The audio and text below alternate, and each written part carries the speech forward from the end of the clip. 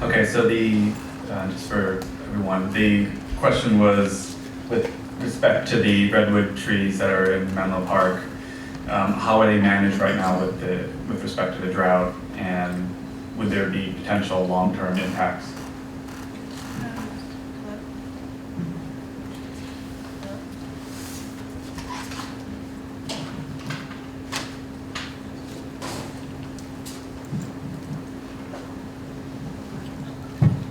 Hey, that's a great question. So in Menlo Park, we have, I think, about 250,000 trees. And we have street trees and trees that are privately owned. And we do have a heritage tree ordinance in place. So to even remove or impact a tree, the city does have to be contacted. It is a formal process. And I know we have done some outreach, for example, our city arborist to get, in light of the drought, to get some news out there. We did put together an informational piece on the city website for residents of, the droughts here. If you have concerns of how to take care of your redwood tree, he has a great list of tips on the website right now that talk about that. During the drought, a lot of the trees in Menlo Park are very mature and very established. They have really deep roots, and so many of the trees, residents don't really have to water them. The trees almost, in a sense, take care of themselves. But for example, if somebody comes to the city and applies for a heritage tree removal permit, the city arborist goes out there, takes a look at the tree, and if it's healthy, then he can grant removal of it. Or if somebody's going to have a construction project of some sort, there's also a process for that to make sure that the tree's not impacted in any way. So there's a tree protection plan that has to be in place. So being a Tree City USA, we really love our trees. There's a process before anything even impacts a tree. But I think some of our residents have found the city arborist's tips on the webpage very helpful. And we do get questions from time to time coming into the environmental programs line saying, I have a tree, how is the drought going to be impacted? And we can connect them with their city arborist to go out there and take a look at the tree if they're very concerned. So a couple of steps that we can take, but we do love our trees.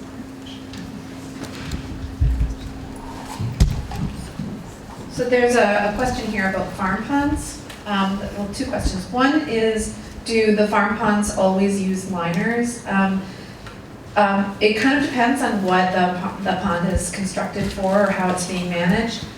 Most of the ponds on the coast were built 60 to 80 years ago with a lifespan of about 20 years. And with they created the habitat for the endangered species that are now present, which are the restriction in our ability to maintain the ponds because endangered species are present. So the new ponds that we're doing typically do have liners, whether they're clay or plastic. The older ponds may or may not have, but often the older ponds are leaking, and that's the problem. It depends on what the substrate is. The ponds that, if it's pure agriculture, pure water conservation, making sure that you don't lose any water, we typically would want a plastic liner on it because the clay ones will crack when the pond dries, and then they don't function as well. But if we're interested in having emergent vegetation and habitat and other considerations, we may have a clay liner. That was your first question, right? Your second question, I think the question is well researched, question mark, South County. I think what you're asking is there information or has there been any study about groundwater resources? Is that right? All right.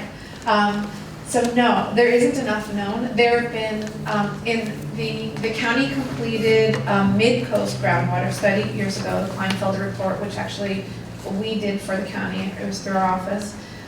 South County, there are a number of folks at the county and nonprofits and otherwise, and USGS and others who are looking at trying to understand what the groundwater resources are in the South Coast and their relationship to the surface water resources. But we have a lot of informal data because we know the handful of companies that drill wells and the plumbers who service those wells, and so we just call them and ask for information so we have a sense of what's going on where, but there hasn't been a comprehensive study. There's a lot of interest in doing that. All right, well, we have another question. How, when conducting water education, do you make the information simple and accessible? Staying away from water wonky vocabulary and jargon. It says even the term gray water mystifies most people. So we can open it up to the panel to talk about. I can start. I think the messaging, and it's been working very successfully in Menlo Park. In Menlo Park, it's in the indicators report that our mandate was 16%, we're at 35%. And it is because of the messaging that we have. And I think the most important part is to keep it as simple as possible. Including steps in there of the measures that they can take, where the information is coming from. And also, it's not just information piece after information piece. We want to make it very clear exactly why we're giving them this information. So as long as the residents have all the facts, we find it very effective, and also making sure that they're not only getting the information, but there's a resource for them to go to get their questions answered. So having that open dialogue and having the resources available for the residents is important. I think I might have the opposite problem. Our Genentech employees really like things that sound complicated and scientific, and so we have to make sure that we appear to be talking at their level. So yeah, I mean, it's gray water and black water, and all the data on the value of being vegetarian, and the pros and cons, and we like getting into all the really thorny stuff and philosophical discussions. So we're really not trying to keep it simple, except for the art contest with the kids. That was really fun, and the one that we chose as the winner was, if I can do it, you can do it. And we really like that sentiment. Like, if a kid can do it, come on, you guys, you can all save water. So we try to go both simple and complex. For our audiences, we have to use very different messages. So just even in the agricultural community, the differences between nurseries, between conventional and organic growers, they're very different cultures. Although the thing that we find has worked the most is when there's financial incentives tied. It doesn't matter so much what the message is.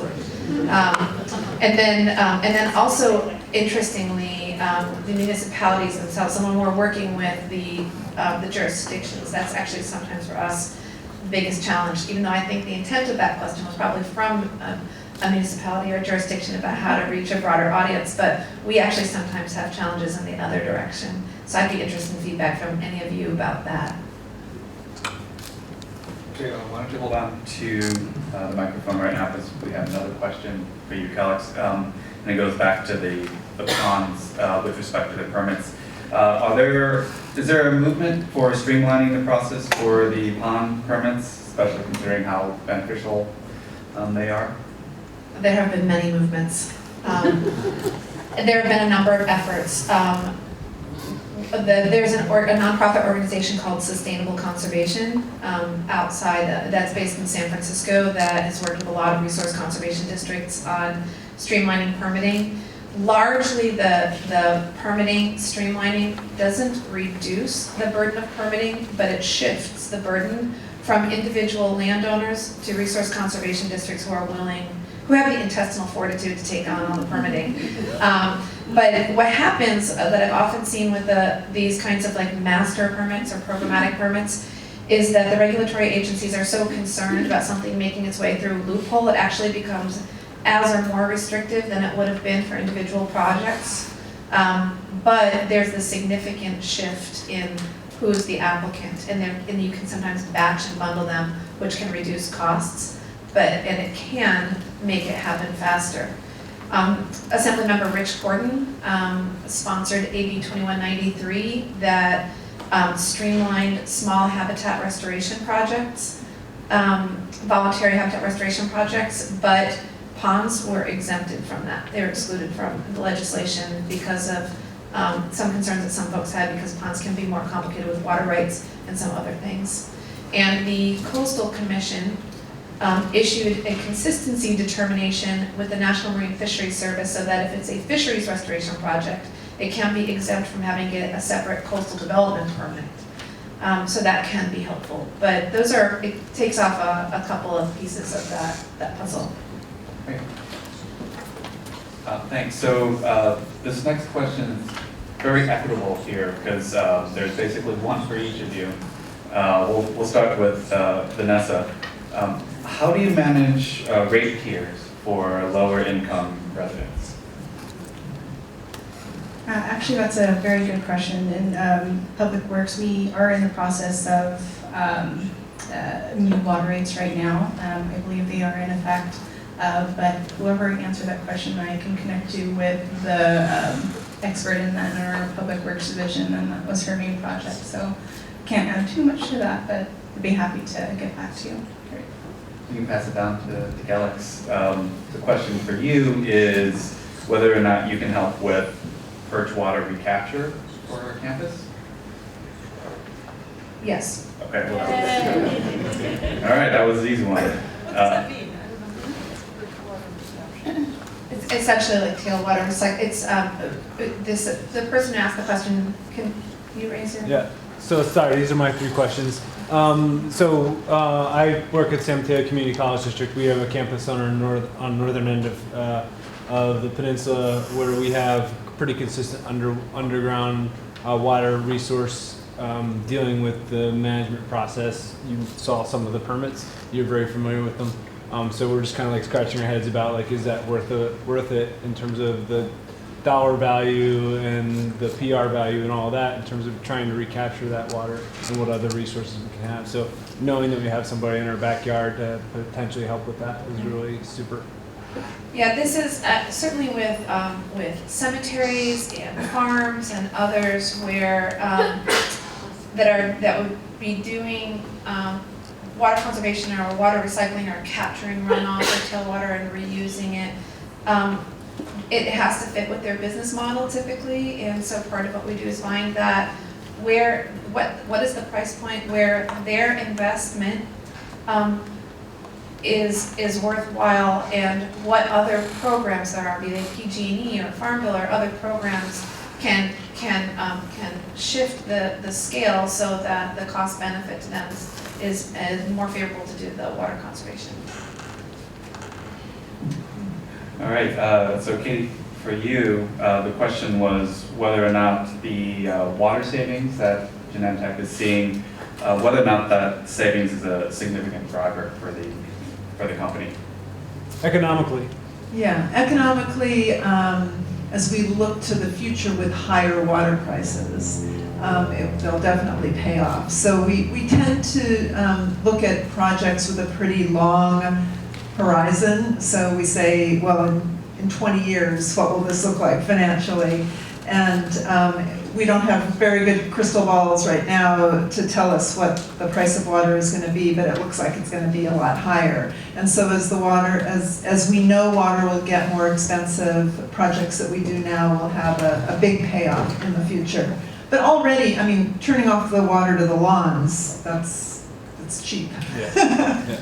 So we haven't done a lot of really expensive things. Most of the recycled water projects, I think it's like a 3-year, 4-year payback, something like that. So that's pretty good, pretty close to what our energy projects are. And it's been a problem in the past with water projects before the drought, water projects having to compete for the same budget dollars as energy projects. And it was so much easier for energy to pay back. But it's really starting to change now, especially when you add in the added incentive of doing it in order to reduce business risk for running out of water to run our business.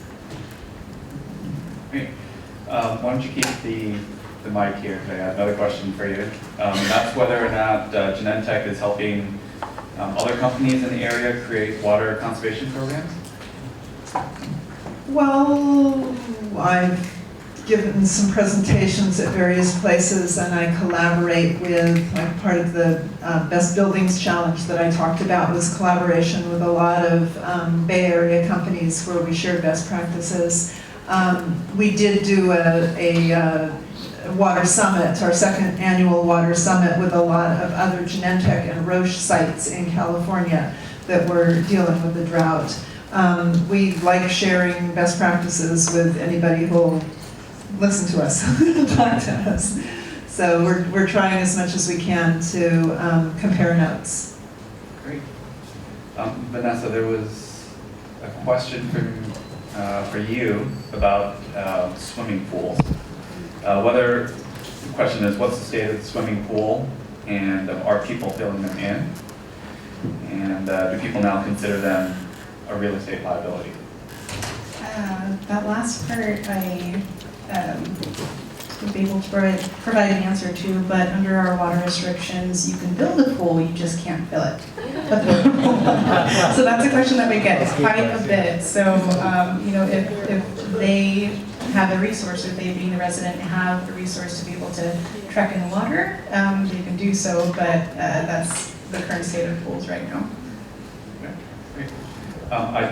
We did have a comment. It wasn't a question, but it was a comment from one person, and that was that compost applications can help reduce water and also improve soil once the rain returns, and that Recology has free compost available for pickup. That comment came from Gino. He just walked out the door, but Recology right over on Shoreway at the Shoreway Environmental Center can get free compost. So I wanted to share that with everybody so everybody. So I actually have a question for Katie. or I don't know if you could answer this also. One of the things that I've wondered is when there are these programs to get people to conserve water and then there's signage installed, the full life cycle analysis of the water consumption to produce signage versus water conservation. Do either of you know where the tipping point is on that, when it's beneficial in terms of overall water consumption? We've done some life cycle analysis on a variety of things, not on signage though. We consider signage pretty low impact, but we've done things like for reusable cups versus disposable cups. We've done life cycle analyses that kind of changes now that water's more scarce. Is it better to wash your dishes or use the compostable cups? So we've done some of that, but we haven't looked at signage. I think that communication is super important, and it's worth printing a few signs. The signs that we put in our lawns are 100% recyclable aluminum. They told us we could just throw them in our recycling bin when we're done. We haven't done any full life cycle analysis on signage either, although we do find it a very critical part of getting the message out there.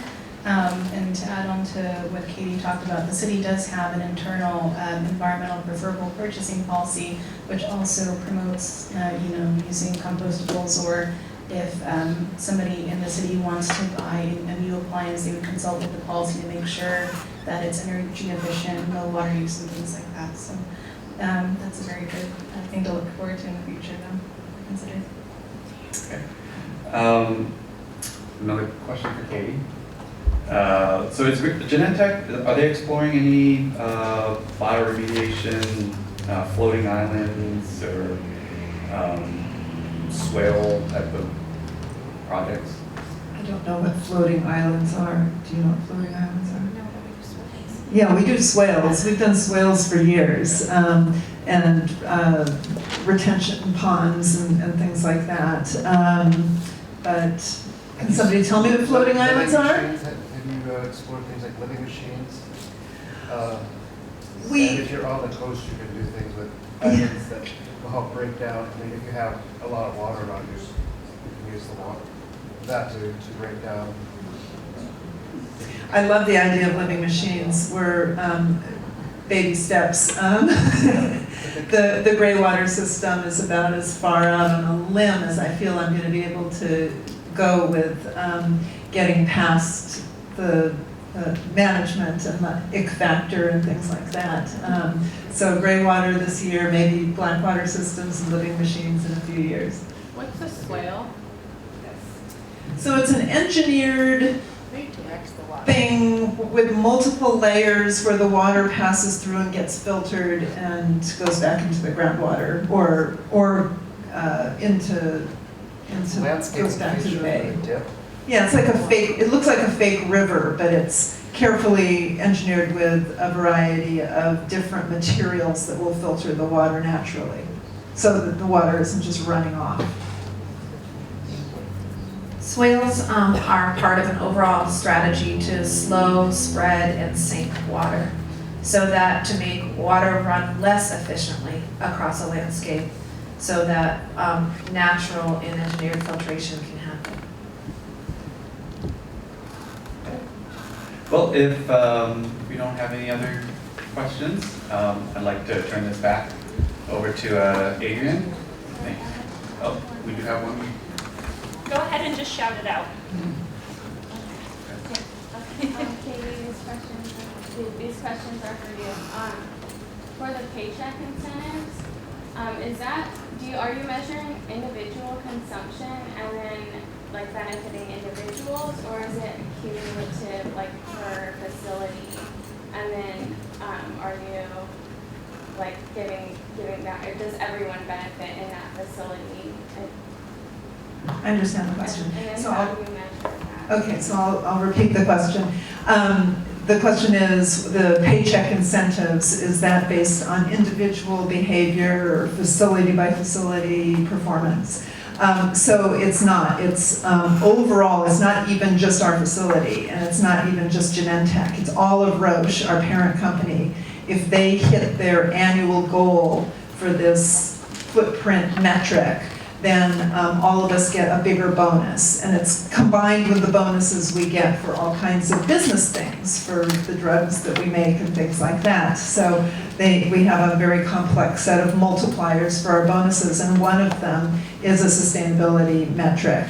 But it means that we have to contribute to the overall success of Roche. But we're 20%, there are 200 Roche sites, but we're 20% of all of Roche, just Genentech, South San Francisco, size-wise and impact-wise. So what we do has a big impact. So we explain to people that it is important what we're doing here, because it's a big chunk of that metric that impacts whether you get your bonus or not. And I had another question for you.